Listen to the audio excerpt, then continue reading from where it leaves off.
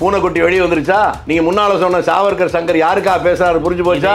இது எப்படி சரியா இருக்கும்? அதாவது சரி, சவுக்கு சங்கருக்கு வெறும் அண்ணாமலை மட்டும் ஆதரவு தெரிவிக்கலையே, எடப்பாடி பழனிசாமி தான் ஆதரவு தெரிவிச்சாரு. உங்கள் கட்சியின் எம்பியாக இருக்கக்கூடிய சசிகாந்தன் தான் ஆதரவு தெரிவிச்சாரு. கார்த்தியும் தான் ஆதரவு தெரிவிச்சாரு. நீங்க நிறுத்தினாதானே நான் பதில் சொல்ல முடியும். நானே கண்டனம் சொல்லியிருக்கேங்கிறது வேற. தூய்மை பணியாளருடைய சங்கத்துடைய தலைவரே சொல்லிட்டாரு அந்த நடந்த சம்பவத்துக்கு எங்களுக்கு சம்பவம் இல்லைன்னு. ஆமா, ஏன்னா எல்லாமே காங்கிரஸ் கட்சி ஆட்கள் வந்து பிளான் பண்ணி கொண்டு வந்தது தானே. நீங்க என்னன்னு கேட்டா, நீங்க சங்கருடைய பார்ட்னரா? நீங்க என்ன குற்றச்சாட்டு வேணா சொல்லுங்க, இந்த ஆட்சியே எங்க கட்டுப்பாடுல இருக்குன்னு சொல்லி பாருங்க, அது எங்களுக்கு மகிழ்ச்சி. தமிழ்நாட்டில் காங்கிரஸ் எங்க இருக்கு? மோடி கேட்கிறாரு, அமித்ஷா எங்கன்னு கேட்கிறாரு, போய் அவங்களுக்கு சொல்லுங்க தமிழ்நாடு ஆட்சியை இவங்க தானே கண்ட்ரோல் பண்றாங்க. வெடிகுண்டு வழக்கு இவர் மேல இருக்குன்னாரு, சரியா? செல்வத்தன் பெருந்தகை மேல வெடிகுண்டு வழக்கு இருந்துச்சு 2003. அந்த வழக்குல அந்த உயர் நீதிமன்றம் தந்த தீர்ப்பு என்னன்னு ஒரு சொல்ல கேட்க தயாரா? இவருக்காக செல்வ பெருந்தகைக்கு அப்பியர் ஆனவர் அன்றைக்கு வழக்கறிஞராக இருந்த பின்னால ஜட்ஜா வந்த சந்துரு. கோர்ட்டே சொல்லுது இந்த வழக்கே பொய் வழக்கு, இதுல உண்மை இல்லைன்னு சொல்லுது. வழக்கு இருக்கு வழக்கு இருக்கு வழக்கு இருக்குன்னு சொன்னா உனக்கு கிறுக்கு. வழக்கு இல்ல. இப்ப என் மேலேயே எமர்ஜென்சி பீரியட்லயே 75ல கொலை சதி வழக்கு போட்டு நான் 55 தடவை கோர்ட்டுக்கு போயிட்டு வந்தேன்னு உங்களுக்கு தெரியுமா? மத்தியில் ஆளுகின்ற பாஜக பாசிச கட்சி, அது வீழ வேண்டுமானால் காங்கிரஸ் எழ வேண்டும் சொன்னாரா? அதை மட்டும் ஏன் மறைக்கிறீங்க? பகிரங்கமா ஒரு சின்ன 16 வயசு பொண்ணு வாயில துப்பாக்கி வச்சு சுடுறத உலகமே பார்த்ததுக்கு அப்புறம் முதலமைச்சர் கேட்கிற போது உங்களை போலவே நானும் தொலைக்காட்சியில் தான் பார்த்தேன் சொன்னாரா? அது கொடுமை. கட்சி பேர் சொல்லுங்க சார். கட்சி யாரு சார்? நீங்க விவரம் தெரிஞ்சவர் தானே? பிஜேபி எடுக்கல. ஆமா. இங்க யாரு? இங்க பிஜேபி ஆளுது. இங்க பிஜேபி திமுக தான் ஆளுது. திமுக சொல்லுங்க வாய். அதான் நான் சொல்றேன். ஐயா ஈடி திருச்சி வெல்சாமி ஐயா வீட்டுக்கு வரல. அட கொஞ்சம் கண்ணு வீட்டுக்கு வரல. தயவு செஞ்சு அனுப்பி விடுங்க. வராது. ஐயோ என் வீட்டுக்கு வந்தாங்க எனக்கு மரியாதை வரும். நீங்க சொத்து தமிழ்நாட்டுல வரும். என்ன ஏன் மதிக்க மாட்டேங்கிறானா? 50 வருஷமா ஒரே கொண்டாடி கூட குடும்பம் நடத்துறான்டா. ஏன்னா அதுதான் விஜய் சொல்றது ஞாபகத்துக்கு வருது. கள்ள உறவுல இருக்காங்க அப்படிங்கறாங்க. அந்த டீலிங் முடியற வரைக்கும் அமைதியா இருக்காங்களோ? ஓ, கள்ள உறவுனா பிஜேபிக்கு திமுகவுக்கு இருக்கு. ஆமா, அப்படிதான் சொல்றாங்க.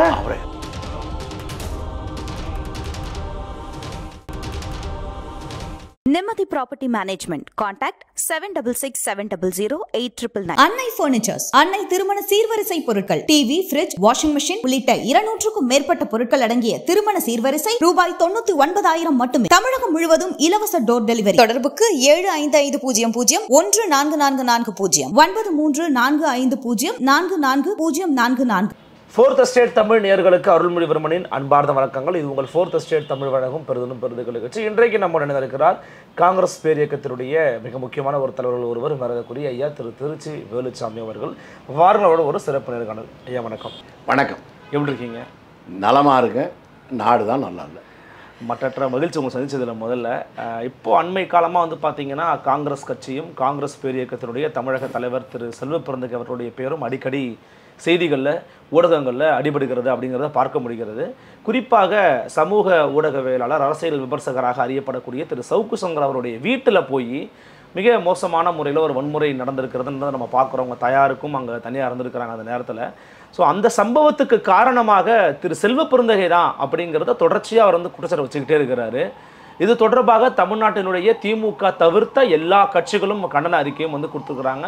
இன்க்ளூடிங் காங்கிரஸ் எம்பிஸும் வந்து பேசியிருக்கிறாங்க. நீங்கள் ஒரு மூத்த தலைவர், அகிம்சை வழியை போதிக்கக்கூடிய காந்தியின் வழியை பின்பற்றக்கூடிய நபர், நீங்கள் இதை எப்படி பார்க்குறீங்க இந்த சம்பவத்தை? முதல்ல உங்களுக்கு என்னுடைய நன்றியும் பாராட்டும் தெரிஞ்சுக்குவேன். காரணம், அரசியல் கட்சியோ அரசியல் தலைவர்களோ அவர்களை பற்றி சொல்கிற போது ஒருத்தன் சொன்னான், famous or notorious, you must be alive. ஒரு கட்சியை பற்றியோ அல்லது ஒரு தலைவனை பற்றியோ நல்லபடியாக மட்டுமல்ல தவறாகவாவது மக்கள் மத்தியில் பேசிக்கொண்டே இருக்கணும். அப்போ தான் அந்த கட்சியோ தலைவனோ உயிர்ப்போடு இருக்கிறான்னு அர்த்தம். நீங்கள் முதல்ல ஆரம்பிக்கும் போதே தமிழ்நாடு காங்கிரஸ் கட்சி தலைவரை பற்றி தொடர்ந்து அவரை பற்றி விவாதம் வருதுன்னு சொன்னீங்க. அந்த வகையில் மற்றதை பின்னால் பேசுவோம். அது வந்திருக்கிறது நான் மகிழ்ச்சி. ரெண்டாவது, ஒரு வீட்டில் போய் நடந்த தவறுகளுக்காக இவர் தான் காரணம் என்னெல்லாம் சொன்னாங்கன்னு சொன்னீங்க. உங்கள் கருத்து என்னன்னு சொன்னீங்க. அது நடந்தவுடனேயே மிக வன்மையான கண்டனத்தை தெரிவித்தவன் நான். நீங்கள் கவனிக்கல. நம்பர் 1. ரெண்டாவது, காங்கிரஸ் கட்சியுடைய அகில இந்திய பொதுச் செயலாளர், தமிழ்நாட்டினுடைய இன்சார்ஜாக இருக்கிறவர், அவர் கடுமையான அறிக்கையை கொடுத்துட்டார். இதுக்கு மேலே வேறு என்ன செய்யணும்னு நினைக்கிறது இல்லை. அவரே செல்வ பெருந்தகையே சொன்னது, இவர் குற்றச்சாட்டு சொன்னே எனக்கும் இந்த சம்பவத்திற்கும் சம்பந்தம் இல்லை, அதில் சம்பந்தப்பட்டவர்கள் மீது நடவடிக்கை எடுத்து அவர்களுக்கு தண்டனை தருவதில் எனக்கு எந்த வருத்தமும் இல்லை. இவர் தீவிர நடவடிக்கை எடுக்கலாம்.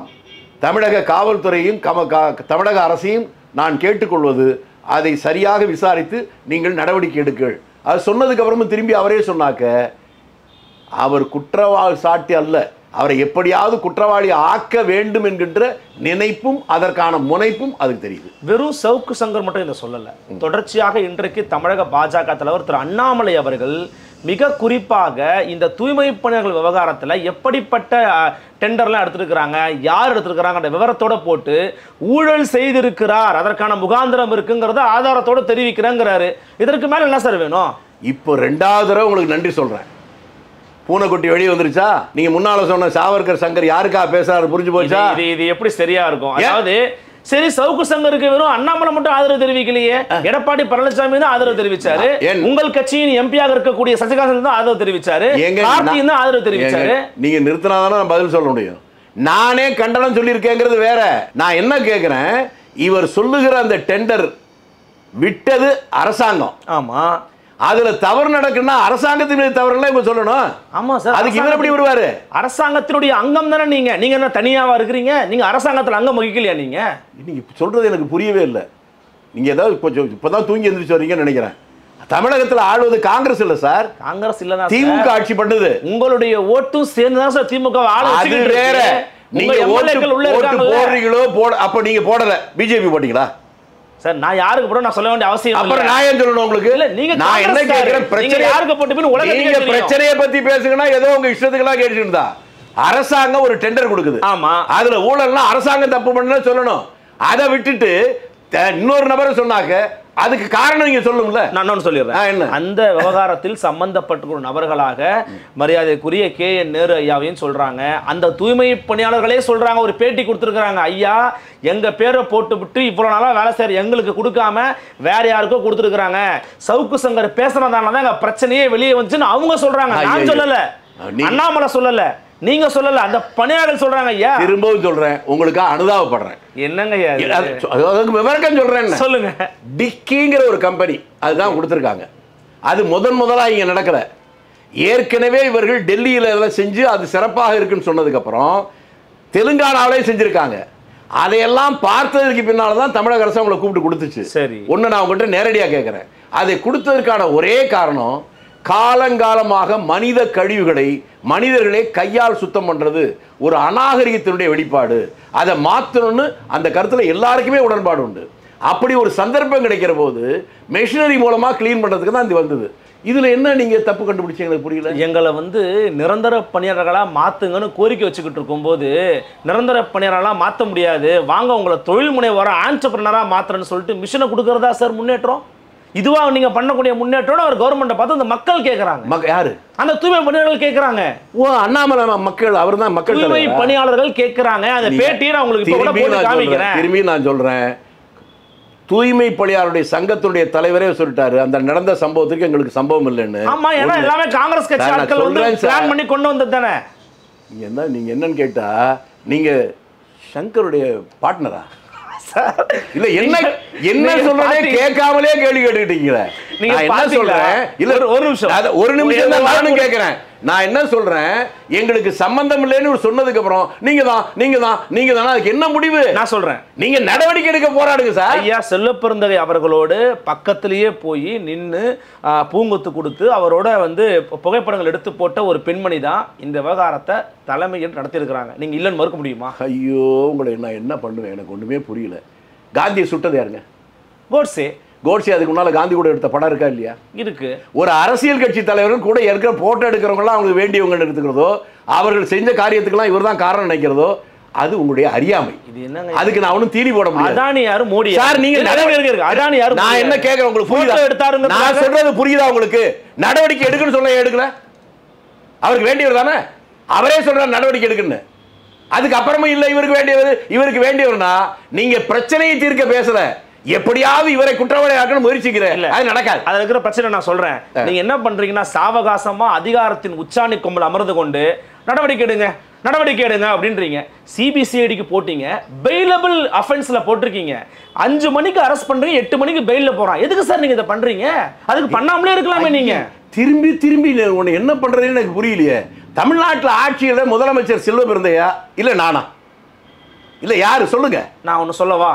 அந்த அதிகாரத்தையும் அந்த முதலமைச்சரையும் அந்த காவல்துறையையும் தன் கட்டுப்பாட்டுக்குள்ளோ அல்லது தான் சொன்னவற்றை செய்யக்கூடிய வகையிலேயோ செல்வபிரந்தையுடைய ஆளுமையால் செய்ய முடியுமா? முடியும். மகிழ்ச்சி சார், ரொம்ப சந்தோஷமா இருக்கு.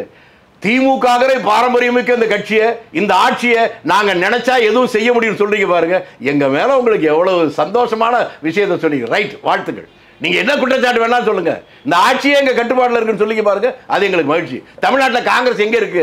மோடி கேட்கிறாரு, அமித்ஷா எங்கன்னு கேட்கிறாரு, போய் அவங்களுக்கு சொல்லுங்க தமிழ்நாடு ஆட்சியை இவங்க தானே கண்ட்ரோல் பண்றாங்க. நீங்க பெருமைன்றீங்களா? அவன் நிச்சயமா நீங்க சொன்னது எங்களுக்கு பெருமை. நாங்க அவ்வளவு பலமா இருக்கீங்க, நான் இல்லைன்னு சொல்லுவானே. திரும்பி அவங்களுக்கு என்ன? இல்ல, நான் இன்னொன்னு கேட்கிறேன். ஒரு நிமிஷம், இவ்வளவு பலமா இருக்கீங்கல்ல, ஒரு யூடியூப்ல ஒரு பேசக்கூடிய ஒரு நபரால உங்க ஒரு தேசிய கட்சியின் மாநில தலைவரையே மாற்றி விட முடியும்னு பேசுறது அவ்வளவு பலவீனமான கட்சியா சார் நீங்க? இல்ல, நான் தான் இல்லைன்னு சொல்லி உங்க கட்சியின் தலைவர் தான் சார் சொல்றாரு.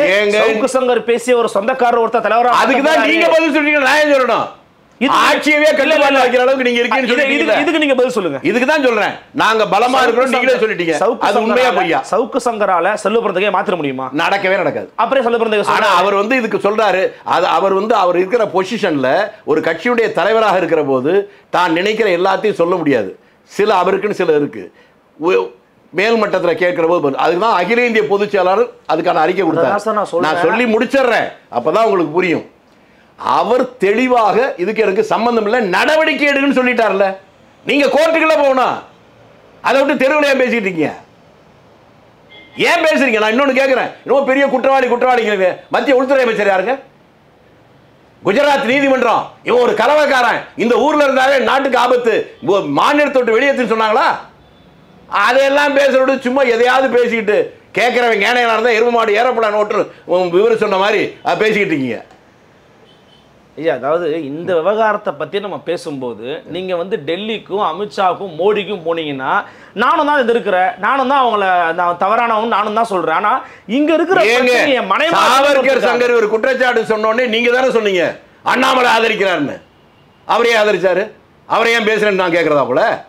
யாருக்கும் கருத்து சொல்ல உரிமை உண்டு. சாவர்கர் சங்கர் கருத்து சொல்லலாம், ஆனால் அதற்கான உண்மைத்தன்மை நான் இன்னொன்று உங்களுக்கு வெளிப்படையாக சொல்கிறேங்க. அவர் சொன்னதில் வன்மையான குற்றச்சாட்டு என்ன? வெடிகுண்டு வழக்கு இவர் மேல இருக்குன்னாரு. சரியா? செல்வத்தன் பெருந்தகை மேல வெடிகுண்டு வழக்கு இருந்துச்சு 2003ல. அந்த வழக்குல அந்த உயர் நீதிமன்றம் தந்த தீர்ப்பு என்னன்னு ஒரு சொல்ல கேட்க தயாரா? இவருக்காக செல்வ பெருந்தகைக்கு அப்பியர் ஆனவர் அன்றைக்கு வழக்கறிஞராக இருந்த பின்னால ஜட்ஜா வந்த சந்துரு. கோர்ட்டே சொல்லுது இந்த வழக்கே பொய் வழக்கு, இதுல உண்மை இல்லைன்னு சொல்லுது. அப்ப போலீஸே வழக்கை வித்ட்ரா பண்றேன்னு சொல்ற நேரத்தில் செல்வ பெருந்தகை வச்சது மன்னிக்கவும், வழக்கை வித்ட்ரா பண்ண வேண்டாம், சிபிஐக்கு நீங்க ரெஃபர் பண்ணுங்க, இதை யாரு குற்றவாளியோ அவங்க நடவடிக்கை எடுக்கட்டும் சொல்லியாச்சு. இது வந்தது எத்தனையோ வருஷமாச்சு. ஆனா அவர் வழக்கு இருக்கு வழக்கு இருக்கு வழக்கு இருக்குன்னு சொன்னா உனக்கு கிறுக்கு. வழக்கு இல்லை ஒண்ணு. ரெண்டாவது, அரசியல் வாழ்க்கையில வழக்கு இப்ப என் மேலேயே எமர்ஜென்சி பீரியட்லயே 75ல கொலை சதி வழக்கு போட்டு நான் 55 தடவை கோர்ட்டுக்கு போயிட்டு வந்தேன். உங்களுக்கு தெரியுமா? காந்தி மேல வழக்கு இல்லையா? நேதாஜி மேல வழக்கு இல்லையா? நேரு மேல வழக்கு இல்லையா? அவங்க எல்லாம் கூட செல்வபிரந்தையை சேர்த்துக்கணும்ன்றீங்க. இப்ப நான் சொன்னா அப்படித்தானே பேசுறீங்க. நான் என்ன சொல்ல, அந்த அப்படியே ஈக்குவலா பேசுறீங்க. நான் என்ன சொல்ல வரேன்னு கேட்டாதானே. குதிரைக்கு குர்ரம்னா யானைக்கு அறங்கிற மாதிரி பேசிக்கிட்டு இருக்கீங்க. பொது வாழ்க்கையில் இருக்கிற எல்லார் மேலேயும் வழக்கு வர்றதெல்லாம் உண்மை. அதில் உண்மைத்தன்மை இருக்கிறதா என்று பார்ப்பதற்கு மூளை இருக்கிறவன் சரியா பார்ப்பான். இவர்கிட்ட அது இல்லைன்னு சொல்ல மாட்டேன், அதீத மூளை. அது தெரிந்தாலும் தெரியாதே போல பேசுறார்.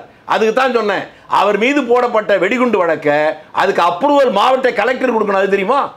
அதெல்லாம் கொடுத்தா அந்த வழக்கு விசாரணைக்கு பின்னாலே நிரூபிக்க முடியாம ஓப்பன் கோர்ட்ல நீதிபதி சொன்னது இந்த வழக்கே தப்பான வழக்கு, நீங்க வேண்டே போட்டுறீங்க, நீங்க வித்ட்ரா பண்ணீங்களா இல்லையான்னு கேட்கிற போதான் இவர் தரப்பட சொன்னது சந்திரகிட்ட இப்போ போய் கேட்டுங்க, இல்ல சிபிஐக்கு ரெஃபர் பண்ணுங்க, யார் குற்றவாளியா நடவடிக்கை கிட்டும்.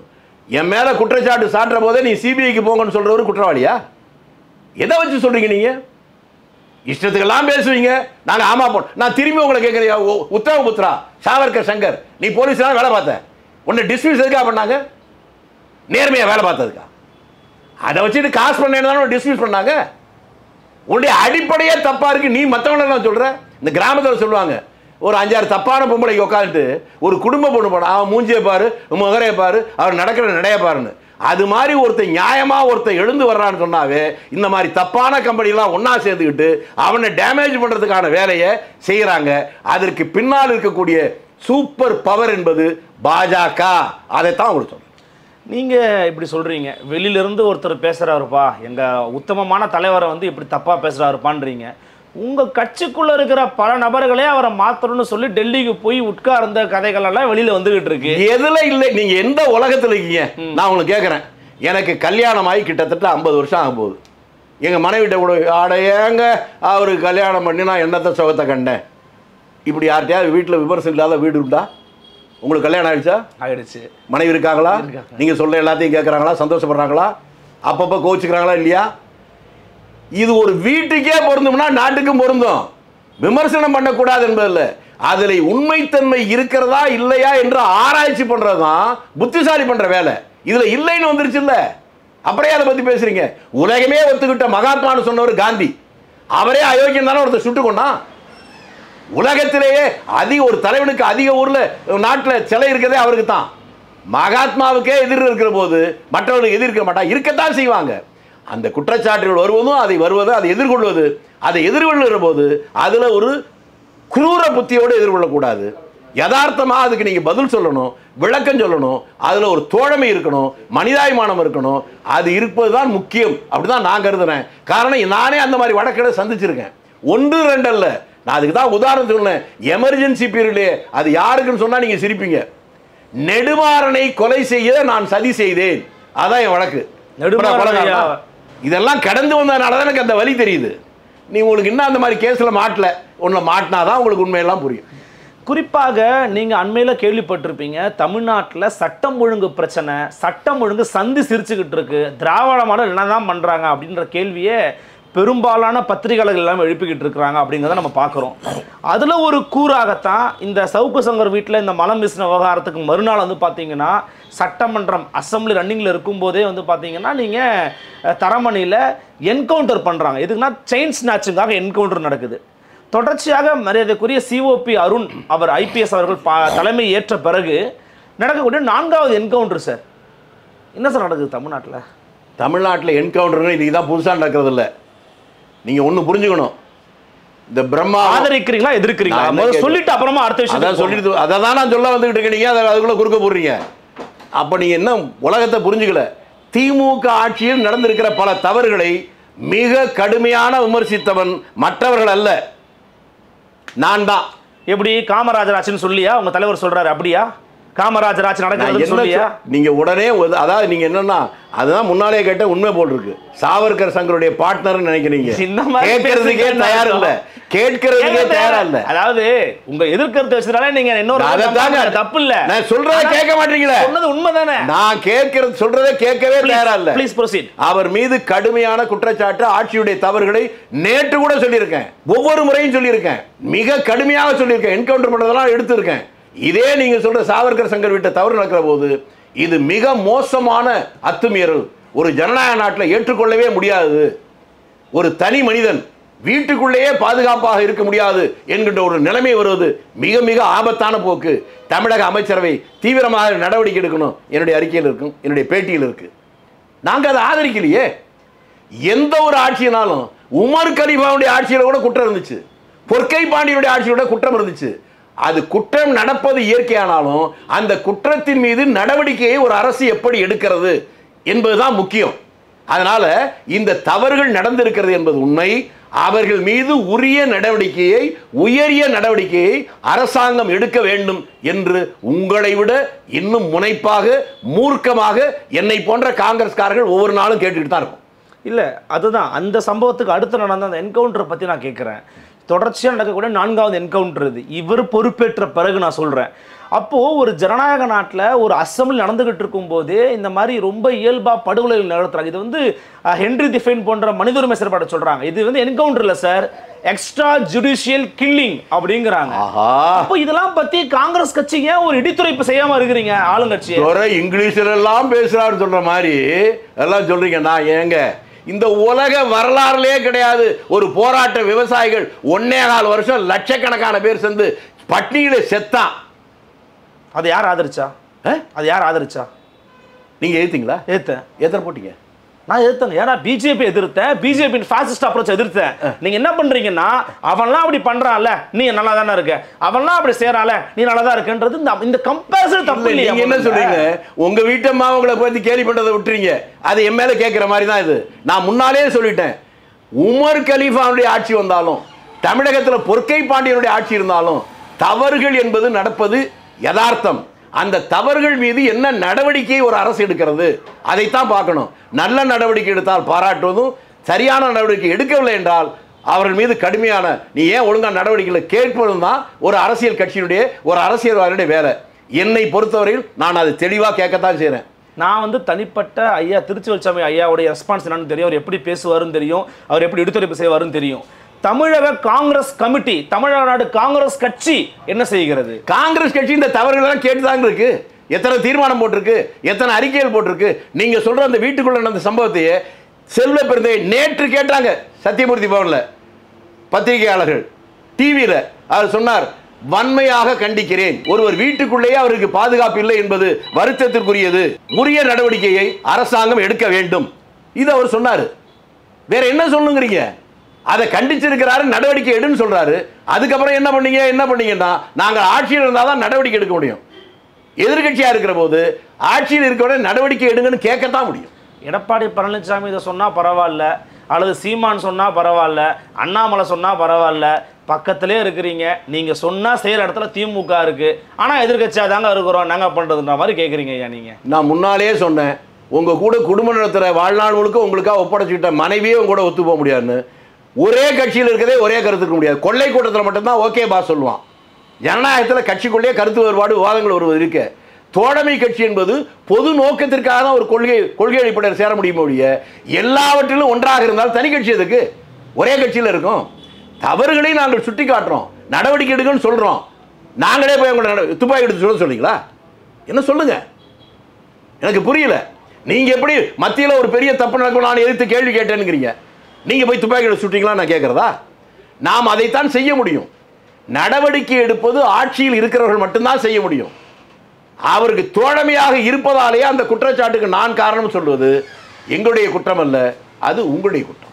இல்லை, இப்போ நீங்க தமிழ்நாட்டினுடைய ஆட்சியை பொறுத்த வரைக்கும் ஐயா, முக்கியமாக இந்த தேர்தல் நெருங்க போகிறது. இந்த நேரத்தில் வந்து பார்த்தீங்கன்னா புதிய சக்திகள்லாம் வந்துகிட்டு இருக்காங்க. குறிப்பாக தமிழக வெற்றி கழகத்தின் தலைவர் திரு விஜய் அவர்கள் வந்து பார்த்தீங்கன்னா நேற்று அவங்களுடைய கட்சியினுடைய பொதுக்குழு கூட்டத்தில் பேசுகிற பொழுது 2026 ரெண்டே பேருக்கு தான் போட்டி, ஒன்று டிஎம்கே, இன்னொன்று டிவிகே அப்படின்னு பேசியிருக்காரு.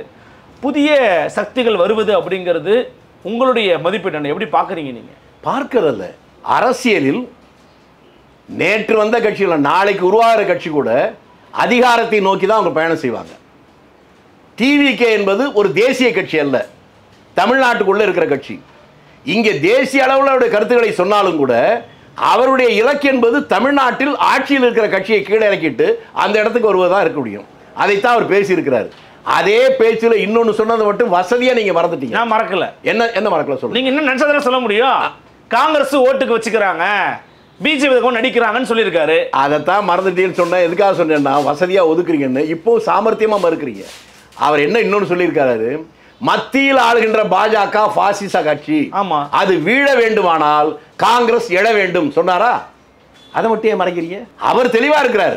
நான் மாநில கட்சி, மாநில ஆட்சியில் இருக்கிற இறக்கிட்டு நான் வர்றதுதான் அவருடைய நோக்கம்.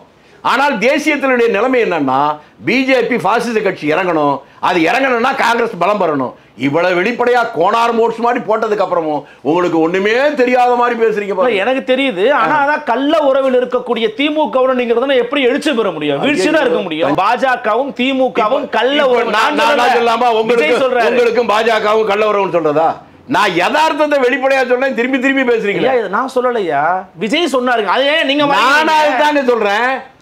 நானும் அதுதான் சொல்றேன். இதே தமிழ்நாட்டில் கடந்த காலத்தில் நீங்க முதல்ல சொன்னீங்களே எடப்பாடின்னு, எழுத்த போன தடவை என்ன நடந்துச்சு? தூத்துக்குடியில் நடந்துச்சு.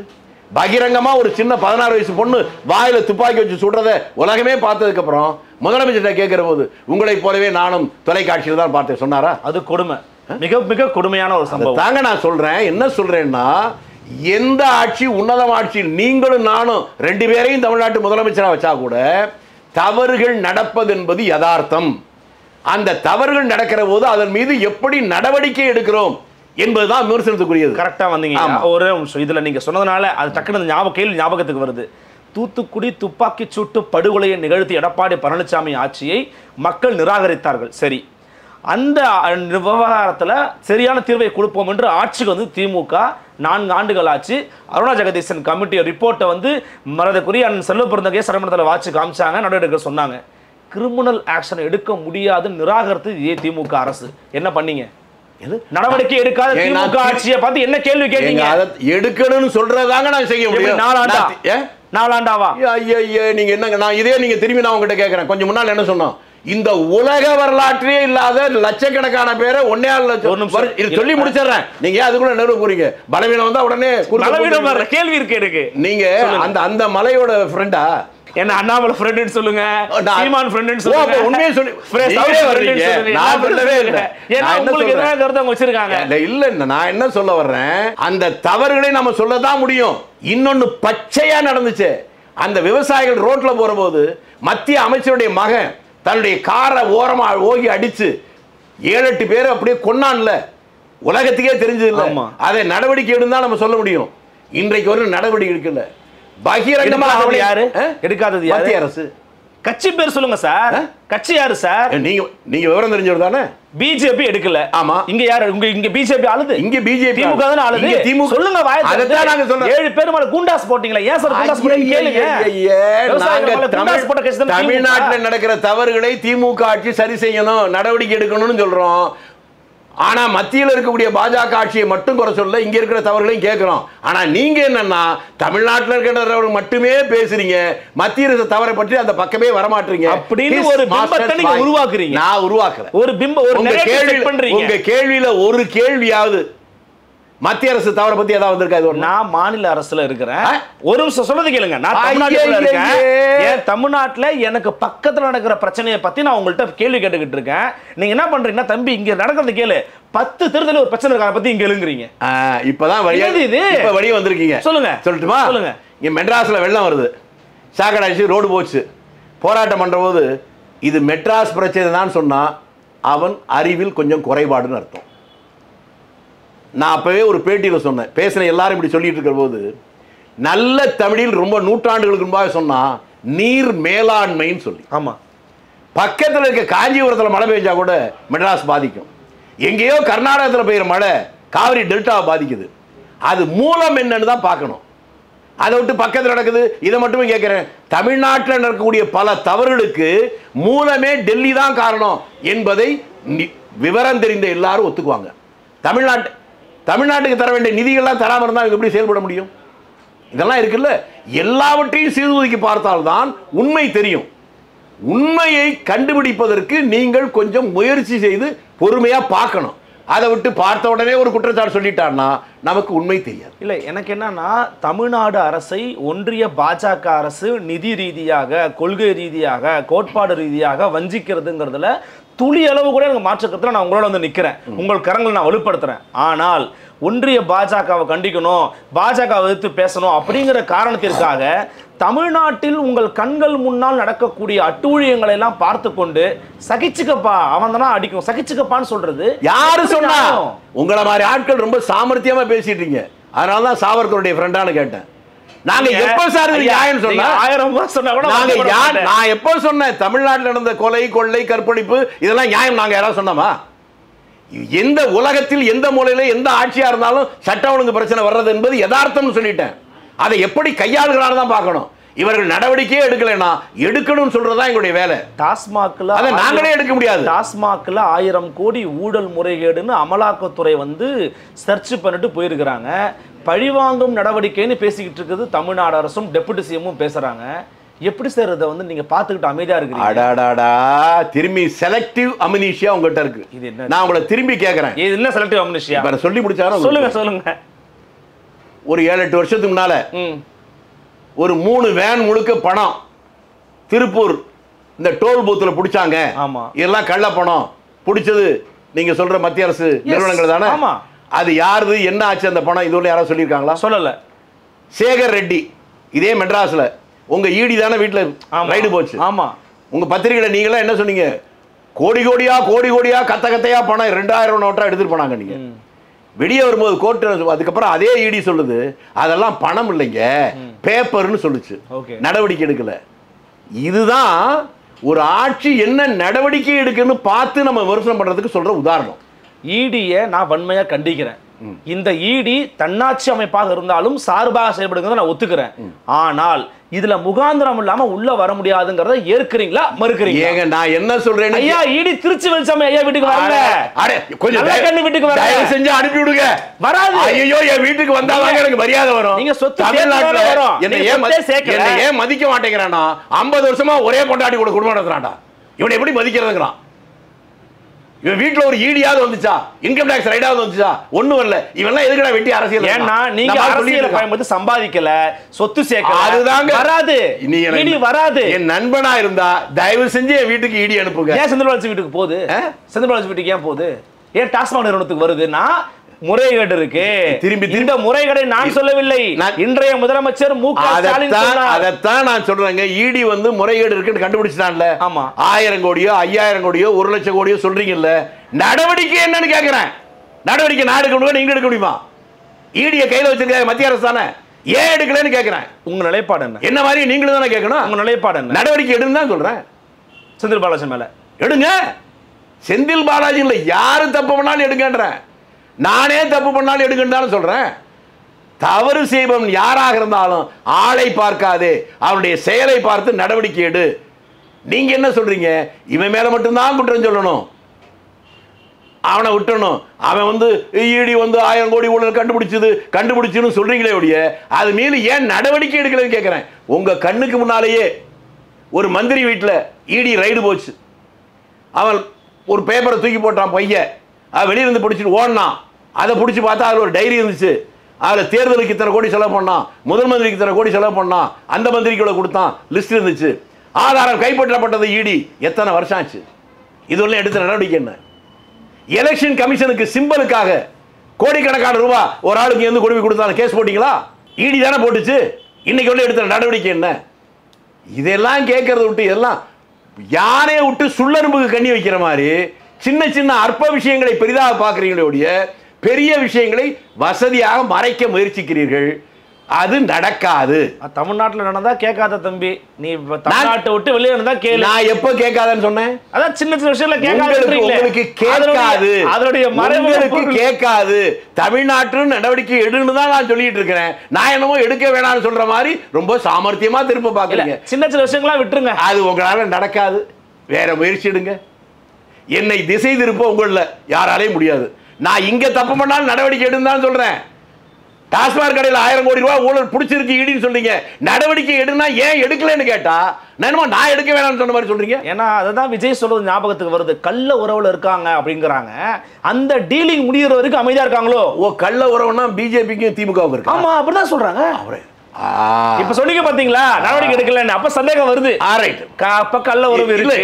இந்த மாதிரி நேரடி உறவு காங்கிரஸோட, கள்ள உறவு பிஜேபியோட. எங்க கள்ள உறவு நல்ல உறவு என்ன இருக்கு? இங்க இந்த நாட்டில் மிக உச்ச இடத்துல இருக்கவங்கலாம் பொண்டாட்டி எங்க இருக்குன்னு தெரியும். அவங்க யாரு கூட குடும்பம் நடத்தினா தெரியும். இந்த கதையெல்லாம் வேற சொல்லுங்க. பெரிய நாட்டுடைய பண்பாடு ஒழுக்கம் ஒருவனுக்கு ஒருத்திங்கிறதா உலகத்திலே இந்தியாவை சொல்ற பண்பாடு.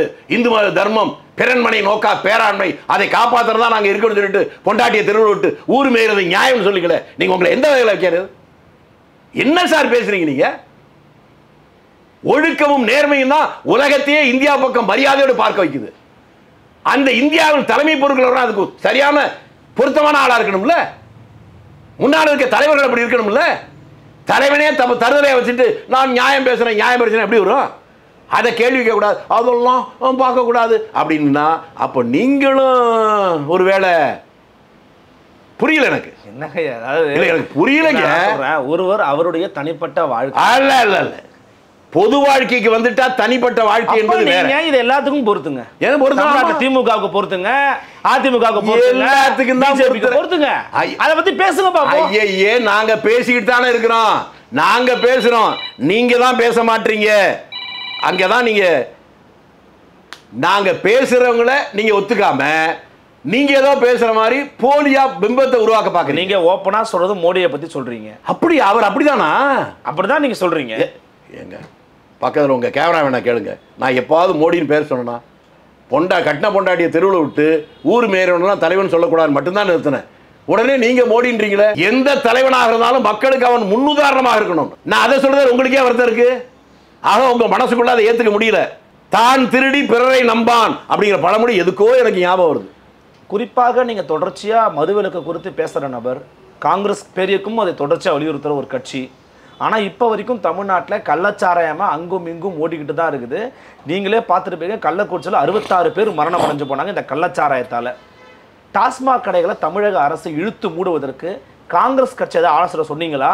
இல்லை தமிழக அரசு நிலைப்பாடு என்னவா இருக்குது? இல்லைனா போன எலெக்ஷனில் டெபுட்டி சிஎம் சொன்னார்ல, நாங்கள் தான் 2016 மூடுறோன்னு சொன்னோம், ஓட்டா போட்டிங்கன்னு கேட்டார் மரியாதைக்குரிய துணை முதலமைச்சர் உதயநிதி ஸ்டாலின். இல்லை அந்த மாதிரி கேட்குறாங்களா?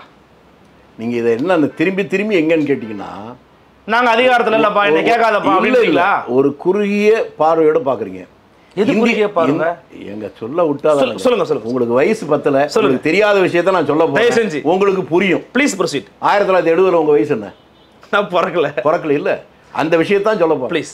இந்திய நாட்டுடைய வரலாறுலேயே ஒரு உன்னதமான ஒரு போராட்டம் என்பது தமிழ்நாட்டில் நடந்த மதுவிலக்குக்காக நடந்த போராட்ட தலைவர் காமராஜ் எப்படி பண்ணார்னா, ஒவ்வொரு ஊருக்கும் போய் போராட்டத்தில் சிறை செல்வதற்கு நான் தயார்னு அப்ளிகேஷன் போட்டு கையெழுத்து வாங்கிக்கிட்டு அவர்கள் மட்டும்தான் போராடணும், புதுசாக யாரும் வரக்கூடாது. அப்படி ஒப்புதல் வாங்கி நடந்த போராட்டத்திலேயே 40,000 பேருக்கு மேலே ஜெயிலுக்கு போனாங்க. அப்படி ஒரு போராட்டத்தை இந்திய வரலாற்றில் யாரும் நடத்தவில்லை. மது உள்ளே போயின் மதி வெளியே போகும். இது சொன்னாலும் ஒரு அரசியல் கட்சி மதுவிலக்குக்காயே ஒரு கொள்கையா வச்சிருந்த அரசியல் கட்சி என்பது காங்கிரஸ். அடிமை இந்தியாவிலே சுதந்திரம் வேண்டும் என்று சொல்லுகிற அதே நேரத்தில் மதுவிலக்கும் தீண்டாமையும் ஒரு கொள்கையாக, 2 கொள்கையை சேர்த்து தான் வச்சிருந்தாங்க. எங்களை பொறுத்தவரையில் மதுவிலக்கில் முழுக்க இருக்குன்னு தான் நினைக்கிறோம். யதார்த்த உலகத்தில் அதை செய்ய முடியாமல் பல பேர் தடுமாறுறாங்க. அது எல்லா கட்சிக்கும் பொருந்தும். திமுகவே ஒரு கட்டம் கொண்டு வருது, ஒரு பக்கம் மூடுது. அதிமுக கொண்டு வருது, ஒரு தடவை மூடுது. இப்படி பல முறை வந்திருக்கு. அது மது வருகிற போதே அதில் இப்படியெல்லாம் தவறுகள் நடக்கும். கண்ணதாசன் சொன்ன ஒரு பாட்டு தான் மதுவுக்கு அதை விட ஒன்றும் இல்லை. ஏன்னா அதை போட மதுவை குடித்தவன் இல்லை. அதில் ஒரு சினிமா பாட்டில் 2 வரியும், நானும் குடித்திருக்கேன், குடித்தாரை பார்த்திருக்கேன், சொந்த புத்தி ஏதும் இல்லை உலகிலே, ஒரு நாய் கூட மதிப்பதில்லை தெருவிலே. இது எல்லா மனிதனுக்கும் நீங்க சொல்லி சொல்லி சொல்லி அவர்களை பண்படுத்தணும். இதுதான் உங்களுக்கு. என்னையே நான் உதாரணம் சொல்றேன். என்னுடைய பிள்ளைகள் இன்னைக்கு மாதம் 1.5 லட்சம் ரூபா 2 லட்சம் ரூபா சம்பளம் வாங்குற இடத்துல இருக்காங்க. நான் எங்க ஊர்ல இருந்து ஒரு 20 கிலோமீட்டர் தொலைவில் இருக்க திருச்சிக்கு வந்து போறதே பெருசா நினைச்சேன். இன்னைக்கு என் பிள்ளைங்க மாசைக்கு 2 தடவை அமெரிக்கா போறேன், ஜப்பான் போறேன்னு போயிட்டு வர்றாங்க. அவர்கள் போவதெல்லாம் மிகப்பெரிய கார்பரேட் கம்பெனி தான். அங்க எப்படி இருக்குன்னு உங்களுக்கு தெரியும். இதுவரை என்னுடைய வீட்டு 2 பிள்ளைகளும் புகைப்பிடிப்பது கூட இல்லை, மது வாடைப்பட்டதில்லை. அதற்கு குழந்தைகளுக்கு முதல் ஆசான் வழிகாட்டி தாய் தந்தையர் தான். அதனால இது வெறும் அரசாங்கம் மட்டும் செய்திட முடியாது. இந்த சமூகத்தில் பெரியவருடைய கடமை. நான் ஊரை திருத்துறது அப்புறம் இருக்கட்டும், என்னுடைய எதிர்கால சந்ததிகள் சரியாக வாழணும்னு நான் நினைக்கணும். அவர்களுக்கு நல்லதை சொல்லணும். அவர்களுக்கு நான் குடிச்சுக்கிட்டே குடிக்காதுன்னு சொல்லக்கூடாது. அவர்களுக்கு இன்ஸ்பிரேஷனே பிள்ளைகளுக்கு தாயும் தந்தையும் தான். ஒவ்வொரு குடும்பத்தில் இருக்கிற பெரியவர்களும் தன்னுடைய பிள்ளைகளை எப்படி பார்த்தால் நாடே மாறும். இதுதான் என்னுடைய கருத்து. அரசாங்கம் மட்டுமே சட்டம் போட்டு இதை தீர்க்க முடியாது. மதுவிலக்கு வேண்டும் என்பதுதான் காங்கிரசினுடைய உறுதியான நிரந்தரமான கொள்கை. அது நடைமுறையில் தடுமாறி கொண்டிருக்கிறது, தள்ளாடி கொண்டிருக்கிறது. உண்மைதான். அதற்காக உங்களைப் போல என்னை போல நல்லவர்கள் வருத்தம் தான் படுவார்கள். அது மாறுகிற நாள் வர வேண்டும் என்று விரும்புகிறோம். வீட்டுக்கு அறிவுரை சொல்லிட்டீங்க, நாட்டை ஆண்டு கொண்டிருக்கிற அரசுக்கு அதைத்தாங்க சொல்றேன். அரசுன்னு வானத்திலிருந்து குதிச்சு வர்றது இல்லைங்க. சட்டம் மட்டும் போடுறதுனால ஒன்று மாறிட முடியாது. நீங்க மக்களாய் பார்த்து திருந்தாமல் ஒன்றும் முடியாது. அதனால தான் பட்டுக்கோட்டை கல்யாணம் சொல்றான், திருடாதை பாப்பா திருடாத ஒரு காட்டு கேட்டீங்களா? திருடனாய் பார்த்து திருந்தாவிட்டால் திருட்டை ஒழிக்க முடியாதுங்கிற மாதிரி மக்கள் என்பவர்கள் ஒரு சட்டம் போட்டு எதையும் மாத்திர முடியாது. மக்களுக்கு உபதேசம் செய்வதும் அவனை அச்சுறுத்தி நடவடிக்கை எடுக்க போறதும் அதன் மூலமாக அவனை பயமுறுத்துறது தான் பண்ண முடியும் அரசாங்கம். அந்த நல்ல சிந்தனையை நல்ல இதை உருவாக்குவதற்கு ஒவ்வொரு வீட்டிலும் இருக்கிற பெரியவர்கள் அந்த முடிவெடுத்தால் வீடு திருந்தும், நாடு தெரு திருந்தும், ஊர் திருந்தும், மாவட்டம் திருந்தும், மாநிலம் திருந்தும், நாடே திருந்தும். அதற்கு மக்கள் மத்தியிலிருந்து ஒரு மாற்றத்தை உருவாக்குவதற்கு நாம் தொடர்ந்து போராடி கொண்டு தான் இருக்கோம். முழு மாற்றம் வந்து விடுமா தெரியாது, வர வேண்டும் என்கின்ற நம்பிக்கையோடு போராடும். 2026 தமிழ்நாடு சட்டமன்ற தேர்தலில் சந்திக்க போகிறீங்க. இதே கூட்டணி தான் நீடிக்கும் அப்படின்னு தொடர்ச்சியாக திமுக தலைவர் திரு ஸ்டாலின் அவர்கள் பேசிக்கிட்டே இருக்கிறாங்க, சொல்லிகிட்டே இருக்கிறாங்க. ரொம்ப வலிமையாக இருக்கிறோம் நாங்கள் அப்படிங்கிறாங்க. இருந்தாலும் ஆன்டி இன்கம்பன்சி ரொம்ப அதிகமாக கிரியேட் ஆகிருக்குது. அதே போல் எதிர்க்கட்சியில் வலிமையான ஒரு மெகா கூட்டணி அமைச்சாங்கன்னா இவங்க வந்து சுக்குநூறாக போவாங்க, தொடர்ந்து எரியப்படுவார்கள், தமிழ்நாட்டில் தீய சக்தி திமுக விழுந்து விடும்னு சொல்கிறாங்க எதிர்க்கட்சியில் இருக்கிற எல்லாரும். எடப்பாடி பழனிசாமி சொல்லியிருக்கிறாரு. நேற்று விஜய் அவர்கள் சொல்கிறாரு, குடும்பம் எல்லா குடும்பம் நல்லா இருக்கணும்னு நினைக்கிறது தான் உண்மையான ஆட்சி, இங்கே ஒரே குடும்பம் நல்லா இருக்குன்ற நினைக்கிறது தான் திமுக ஆட்சி அப்படின்னு பேசியிருக்காரு. 2026 எப்படி இருக்க போகுது உங்களுக்கு? நீங்கள் ஜனநாயகத்தினுடைய ஜீவ மூச்சு எங்கே இருக்குன்னு புரிஞ்சுக்கல. நீங்கள் ஜனநாயகத்தினுடைய பலம் என்பதே இவன் தான் பெரிய தலைவர், இதுதான் பெரிய கட்சி, இந்த தலைவர் எந்த காலத்தையும் எந்த பதவிக்கு வர முடியாது, இந்த கட்சி எந்த காலத்தில் வர முடியாது என்பது இல்லை. எப்போது வேண்டுமானாலும் எப்படி வேண்டுமானாலும் சூழ்நிலைகள் உருவாகலாம். நீங்கள் தேர்தல் கூட்டணின்னு சொன்னீங்களே, அதுவே உங்களுடைய பலவீனத்தை காட்டுது. இந்திய நாட்டுடைய வரலாறுல இந்த தமிழ்நாட்டை தான் நாமினேஷன் ஃபைல் பண்ணி வித்ட்ராயல் பண்ண போற போது புதிதாக ஒரு கூட்டணி உருவாச்சு. எப்போ வேணாலும் எதுவும் வரலாம். அந்த யதார்த்தத்தை புரிந்து கொண்டு தான் நம்ம பேசணும். உங்களுடைய விருப்பத்தை இப்படி வந்தால் பரவாயில்லன்னு நினைக்கலாமா இல்லையா? இப்படித்தான் நடக்கும் என்று சொல்வதற்கு நான் ஜோதிடன் இல்லை. நீங்களும் அப்படி இருக்கீங்களான்னு தெரியாது. அப்ப இந்த கூட்டணி மாற கூட வாய்ப்பு இருக்குன்னு உங்க கூட்டணி. அப்ப நீங்க என்ன நினைக்கிறீங்க? மாறாது, யதார்த்த மாறாது நீங்க நினைச்சீங்க. நான் நினைக்கிறேன் நீங்க நினைக்கிறீங்க. உங்களுக்கு அனுதாபப்படுறேன். அப்ப இந்த கூட்டணி மாற போகுது. ஏங்க நான் என்ன சொல்றேன்னு புரிஞ்சுக்காம திரும்பி பேசுறீங்களே. நாமினேஷன் ஃபைல் பண்ணி வித்ட்ரா பண்ண போற நேரத்துல புதிய கூட்டணி 96ல உருவாச்சு. அந்த ஊர்ல உட்கார்ந்துட்டு ஒரு வருஷம் இருக்கிற போது இப்படிதான் கூட்டணி இருக்குன்னு சொன்னீங்கன்னா உங்களை நான் என்ன பண்ண முடியும்? இல்ல அந்த பண்ணா உங்கள்ட்ட அந்த வலிமை இல்ல. எதிர்க்கட்சிகள் ஒன்று சேர பயம் இருக்கு. அதிமுக பிஜேபி சேர்ந்துற போது நம்ம கூட்டணி உடைய போது அது சேரணும் தானே. அதிமுக பிஜேபி சேர்ந்தா ரெண்டும் க்ளோஸ். போன தடவை சேர்ந்துச்சு இல்ல? எப்போ போன தடவை அதிமுக 21ல சேர்ந்துச்சு. ஆமா, பிஜேபியும் அதிமுக கூட்டணியில் இருந்துச்சா? 21ல இருந்துச்சுங்க. 21ல இருந்து 2021 இருந்துச்சு. ஆமா ஆமா. இது போன தடவை 2024 நினைச்சுப்பேன் நானு. 2021 சொல்லுங்க. சட்டமன்ற தேர்தலாக சொல்றேன். சரி ஓகே. நீங்க சட்டமன்ற தேர்தல் பத்தி பேசுறீங்க. கேக்குறேன். நான் ஒண்ணு கேட்டா நீங்க ஒண்ணு பேசுறீங்க. சொல்லுங்க. நீங்க கேட்கறத புரிஞ்சுக்கிட்டு தான் நான் சொல்றேன். ஓகே. சட்டமன்ற தேர்தலுக்கு போன தடவை சட்டமன்ற தேர்தலில் நான் வந்து கூட்டணி இருந்தாலும் அது மீறி சொல்றேன். பாஜகவோட கூட்டணி சேராம இருந்தா அதிமுக ஆட்சிக்கு இருந்தா கூட ஆச்சரியப்பட மாட்டேன். அவர்கள் வீழ்ந்ததுக்கு காரணமே இந்த பாஜக கூட சேர்ந்ததுனால தமிழ்நாட்டில் பெரும்பகுதி மக்களுக்கு இவர்கள் மீது கோபம் வந்துச்சு. அது அவங்களுக்கே இது நான் சொல்லல, ஜெயக்குமார் சொல்லியிருக்காரு, எடப்பாடியே சொல்லியிருக்கிறாரு. இதெல்லாம் போய் தேடி கண்டுபிடிங்க. இல்ல இப்போ அதே கூட்டணியில் டிடிவி தினகரன் அன்னைக்கு இல்ல. டிடிவி இருந்திருந்தாருன்னா உலகத்தையே தலைகளா மாத்திருப்பாரு. டிடிவி வந்திருந்தா அவருக்கு கட்சி தேர்தல் போட்டு பார்த்தாலே தெரியுதுங்கய்யா. அது கூட்டல் கழித்தல் கணக்கு பண்ணா உங்களுக்கு அரசியலை பற்றி தெரியலன்னு அர்த்தம். 4-3-7ங்கிறது அரித்மேட்டிக். 4-3 10 வரலாம், 4-3 சேர்ந்து 2 வரலாம். அது பொலிட்டிக்கல். சரி, தமிழ்நாட்டில் 14 கட்சி கூட்டணி வந்துச்சு இல்ல? ஒரு கட்சி வாங்கின ஓட்டு கூட 14 கட்சி சேர்ந்து வாங்கலையா? எந்த அரித்மெட்டிக் கணக்கு ஏன் வரல? ஒர்க் அவுட் ஆகல. ஒரே கட்சியா இருந்த திமுக சொல்லும் போது குறுக்க மறிக்கிறீங்க. உங்க பலவீனத்தை மறைக்க குறுக்க பலவீனமே நான் படல சொல்லுங்க. ஒரே கட்சியா இருந்த திமுக 2ஆ பிரிஞ்சது இல்ல? அப்ப உங்க வீக் ஆகணும். காங்கிரஸ் ஆனா ஜெயிச்சிருக்கணும் 71ல. பிரிஞ்ச 2 கட்சியுமே பலமா இப்படி வந்துச்சு. அதனால அரித்மெட்டிக் கணக்கு என்று சொன்னால் உங்களை நீங்களே ஏமாற்றிக் கொண்டு புள்ளி விவரம் என்பதே பொய், பெரும்பொய், புள்ளி விவரம். அப்போ அந்த 2026ல் என்ன கூட்டணியில் காங்கிரஸ் கட்சி இருக்கும் என்பதை இப்போது சொல்ல முடியாது, சொல்லக்கூடாது. சொல்வது என்பது நம்முடைய விருப்பத்தை சொல்லலாமே ஒழிய இதுதான் சொல்வது விவரம் தெரிந்த தலைவனோ விவரம் தெரிந்த தொண்டனோ அல்லது விவரம் தெரிந்த பொதுமக்களோ இப்படிதான் சொல்ல மாட்டான். ஆனால் காங்கிரஸ் கட்சியின் தலைவர் வந்து அவருடைய சொற்களோ செயல்பாடுகளோ வந்து பார்த்தோம்னா ஆட்சியை ரொம்ப பாதுகாக்க முயற்சி பண்றாரு. அவருடைய நான் முன்னாலே என்ன சொன்னேன், விருப்பத்தை சொல்லலாம், இப்படித்தான் இருக்குன்னு சொல்ல முடியாதுன்னு சொல்லிட்டேன். அதுக்கு எல்லாரும் பொருந்துவாங்க. பல விதமான கேள்விகளுக்கு ரொம்ப எளிமையா விளக்கமா அதிரடியாக உங்களோட பதில்களை வழக்கம் போல கொடுத்தீங்க ஐயா. மிக்க நன்றி. நன்றி. நன்றி. மீண்டும் சந்திக்கலாம். வணக்கம்.